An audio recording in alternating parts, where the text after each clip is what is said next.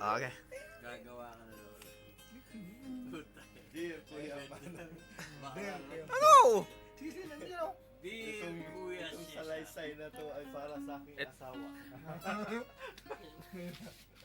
Kung bakit ba ako Ang ginaganito aking palagi. pumisang ito ay para sa aking asawa.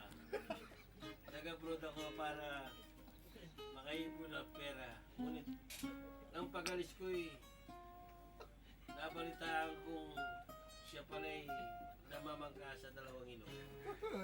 Ay. Ay. Continue! Continue! Ngunit, hindi ko pinaniniwalaan ng maling balita dahil mahal na mahal ko ang aking asawa. Nang sa bandang uli, sinulatan ako ng aking anak na ang sabi niya ay Papa. nagliliin na si mama. Naglalaro pala Apoy. ng apoy. Masunog.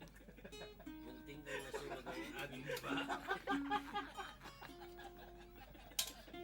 Wala yan, ganyan talaga yan. Biglang pumatak ang aking luha. Umagulul sa gilid.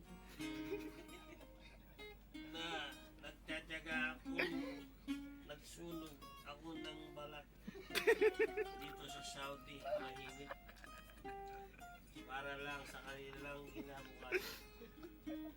Napakasaklap to. Napakasakit, Kuya Hedy. Umuwi ako nang hindi nila alam. Nadatnan ko ang aking asawa. Akala ko dalawang paa, apat pala ang paa. Apat na paa. Sa pagkabigla ko'y pinutol ko yung dalawang paa. Tuloy! Hindi pa tapos eh.